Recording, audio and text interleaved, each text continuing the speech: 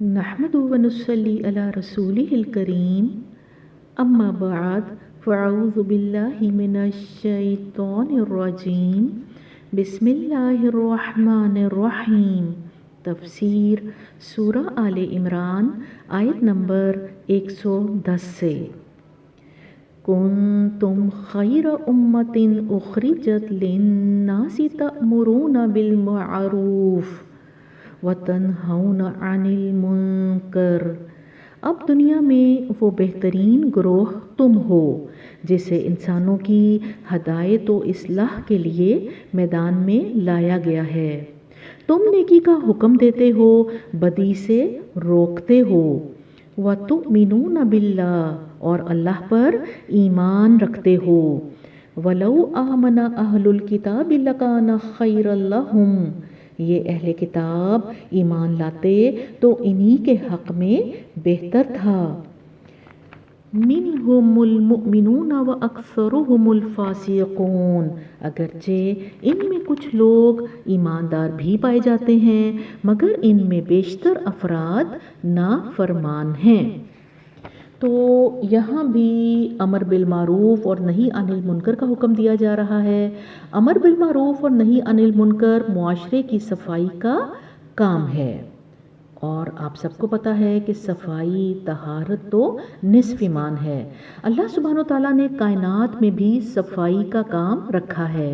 ہمارے جسم، ہمارے گھروں، ہمارے معاشرے، ہمارے ارد گرد سب جگہ صفائی کا نظام ہے، اور اگر صفائی کا نظام نہیں ہوگا تو یہ سب نہیں چل سکتا۔ تو یہ امر بالمعروف اور عن المنکر معاشرے اور ریاست کی صفائی کا نظام ہے۔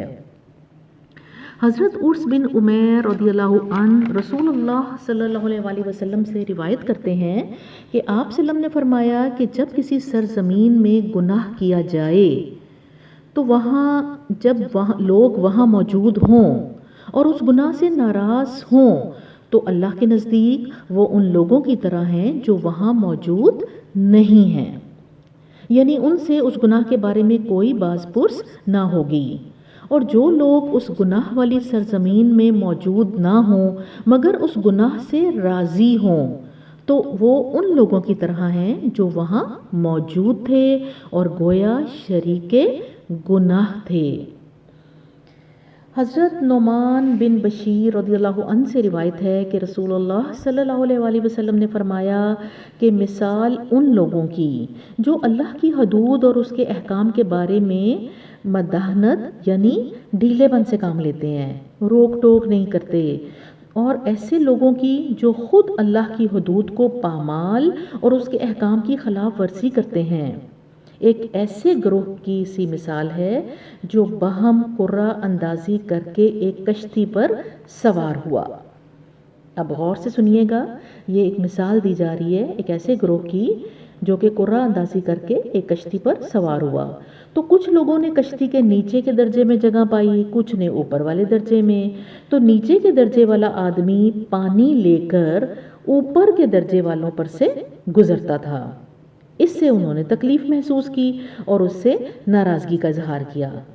تو نیچے کے درجے والے نے کیا کیا، اس نے کلہاڑا لیا اور لگا سوراخ کرنے کشتی کے نیچے کے حصے میں تاکہ وہ نیچے ہی سے دریا سے براہ راست پانی حاصل کر لے اور پانی کے لیے اسے اوپر نہ جانا پڑے۔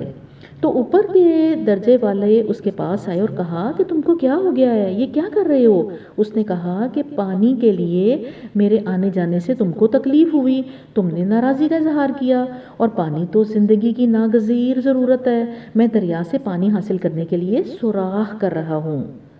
رسول اللہ صلی اللہ علیہ وآلہ وسلم نے فرمایا تو اگر یہ کشتی والے اس آدمی کا ہاتھ پکڑ لیں اور اس کو کشتی میں سوراخ نہ کرنے دیں تو اس کو بھی ہلاکت سے بچا لیں گے اور اپنے آپ کو بھی، تو اور اگر اس کو اس حال پہ چھوڑ دیں گے تو کیا ہوگا، اور کشتی میں سوراخ کرنے دیں گے تو کیا ہوگا کہ اس کو بھی موت کے گھاٹ اتار دیں گے اور اپنے آپ کو بھی موت کے گھاٹ اتار دیں گے، یعنی سب ہی غرقاب ہو جائیں گے۔ یہ صحیح بخاری کی حدیث ہے۔ تو اس سے کیا پتہ چلا اس سے یہ پتہ چلا کہ امر بالمعروف اور نہی عن المنکر یعنی نیکی کا حکم دینا اور برائی سے روکنا یہ کام صرف کچھ علماء دین کا نہیں ہے، یہ کچھ مبلغوں اور کچھ داعیان دین کا کام نہیں ہے، بلکہ یہ بستی کے سب لوگوں کا کام ہے۔ اگر ہم اپنے اپنے گھر صاف کر کے کوڑا باہر پھینک دیتے ہیں تو کیا ہوتا ہے؟ مچھر پیدا ہوتے ہیں جو کہ آپ کے گھروں کو بھی نقصان پہنچاتے ہیں۔ تو اس لیے یہ کام ہم سب نے کرنا ہے اور ہم سب نے اس کام میں زور و شور سے حصہ لینا ہے، چاہے وہ اوپر کے درجے کا ہے، چاہے کوئی نیچے کے درجے کا ہے، چاہے کوئی پڑھا لکھا ہے یا چاہے کوئی ان پڑھ ہے، یہ کام ہر شخص نے ادا کرنا ہے۔ چلیے آگے چلیے آیت نمبر 111 پہ۔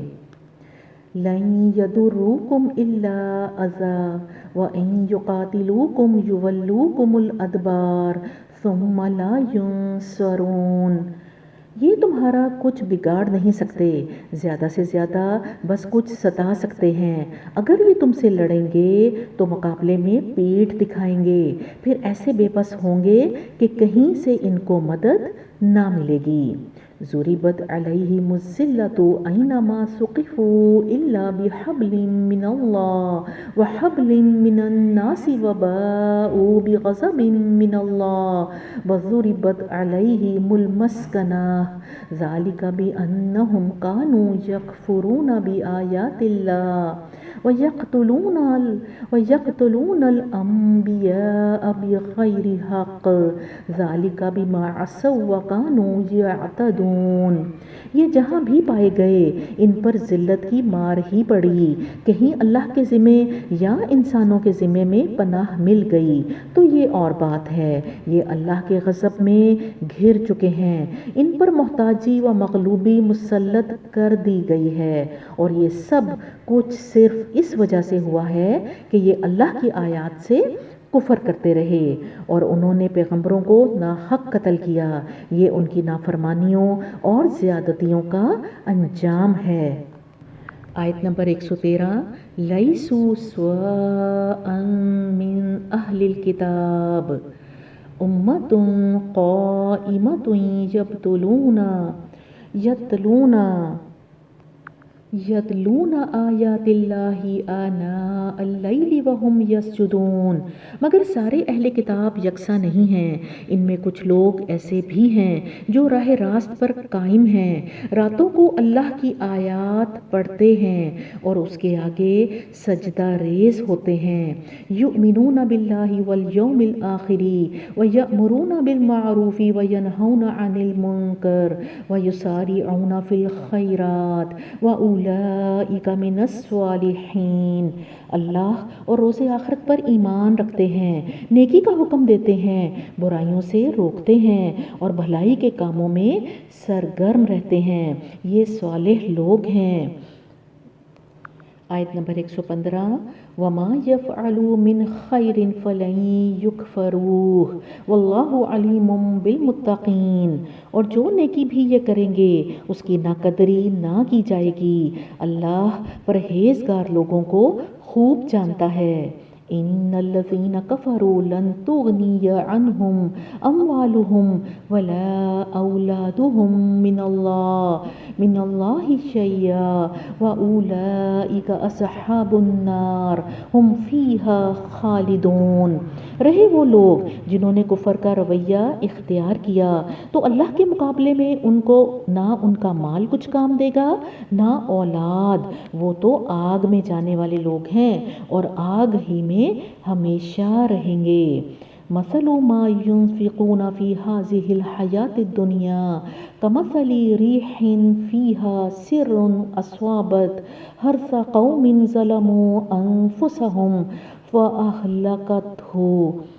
اور جو کچھ وہ اپنی اس دنیا کی زندگی میں خرچ کر رہے ہیں اس کی مثال اس ہوا کی سی ہے جس میں پالا ہو اور وہ ان لوگوں کی کھیتی پر چلے جنہوں نے اپنے اوپر آپ ظلم کیا ہے اور اسے برباد کر کے رکھ دے۔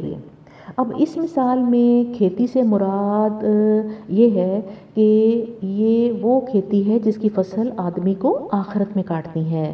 حواس سے مراد وہ اوپری جذبہ خیر ہے جس کی بنا پر کفار رفاع عام کے کاموں اور خیرات وغیرہ میں دولت صرف کرتے ہیں، اور پالے سے مراد صحیح ایمان اور ضابطۂ خداوندی کی پیروی کا فقدان ہے جس کی وجہ سے ان کی پوری زندگی غلط ہو کر رہ گئی ہے۔ اللہ تعالیٰ اس تمثیل سے یہ بتانا چاہتا ہے کہ جس طرح ہوا کھیتیوں کی پرورش کے لیے مفید ہے، لیکن اگر اسی ہوا میں پالا ہو تو وہ کھیتی کو پرورش کرنے کی بجائے اسے تباہ کر دیتی ہے، تو اسی طرح خیرات بھی اگر انسان کے مزارع آخرت کو پرورش کرنے والی چیز ہے، مگر جب اس کے اندر کفر کا زہر ملا ہو تو یہی خیرات مفید ہونے کی بجائے الٹی مہلک بن جاتی ہے۔ ظاہر ہے کہ انسان کا مالک تو اللہ ہے، اور اس مال کا مالک بھی اللہ ہی ہے جس میں انسان تصرف کر رہا ہے، اور یہ مملکت بھی اللہ ہی کی ہے جس کے اندر رہ کر انسان کام کر رہا ہے۔ اب اگر اللہ کا یہ غلام اپنے مالک کے اقتدار اعلیٰ کو تسلیم نہیں کرتا یا اس کی بندگی کے ساتھ کسی اور کی ناجائز بندگی میں شریک کرتا ہے اور اللہ کے مال اور اس کی مملکت میں تصرف کرتے ہوئے اس کے قانون و ضابطہ کی اطاعت نہیں کرتا، تو اس کے یہ تمام تصرفات السرتاپا جرم بن جاتے ہیں، اور اجر ملنا کیسا؟ وہ تو اس کا مستحق ہے کہ ان تمام حرکات کے لیے اس پر فوجداری کا مقدمہ قائم کیا جائے۔ اس کی خیرات کی مثال ایسی ہے جیسے ایک نوکر اپنے آقا کی اجازت کے بغیر اس کا خزانہ کھولے اور جہاں جہاں اپنی دانست میں مناسب سمجھے خرچ کر ڈالے۔ وَمَا ظَلَمَهُمُ اللَّهُ وَلَكِنْ أَنفُسَهُمْ يَظْلِمُونَ۔ اللہ نے ان پر ظلم نہیں کیا، در حقیقت یہ خود اپنے اوپر ظلم کر رہے ہیں۔ آیت نمبر 118 پہ آ جائیں۔ یا ایہا الذین آمنوا لا تتخذوا بطانۃ من دونکم لا یألونکم خبالا ودوا ما عنتم قد بدت البغضاء من افواہہم وما تخفی صدورہم اکبر قد بینا لکم الآیات ان کنتم تعقلون۔ اے لوگو جو ایمان لائے ہو، اپنی جماعت کے لوگوں کے سوا دوسروں کو اپنا رازدار نہ بناؤ، وہ تمہاری خرابی کے کسی موقع سے فائدہ اٹھانے میں نہیں چوکتے۔ تمہیں جس چیز سے نقصان پہنچے وہی ان کو محبوب ہے، ان کے دل کا بغض ان کے منہ سے نکلا پڑتا ہے، اور جو کچھ وہ اپنے سینوں میں چھپائے ہوئے ہیں وہ اس سے شدید تر ہے۔ ہم نے تمہیں صاف صاف ہدایات دے دی ہیں، اگر تم عقل رکھتے ہو تو ان سے تعلق رکھنے میں احتیاط برتو گے۔ تو یہاں آیت نمبر 118 سے اللہ سبحانہ وتعالیٰ ایک بار پھر ولایت کا حکم دہرا رہے ہیں، جو کہ سورہ البقرہ میں اور سورہ النساء میں بھی ہم پڑھ چکے ہیں۔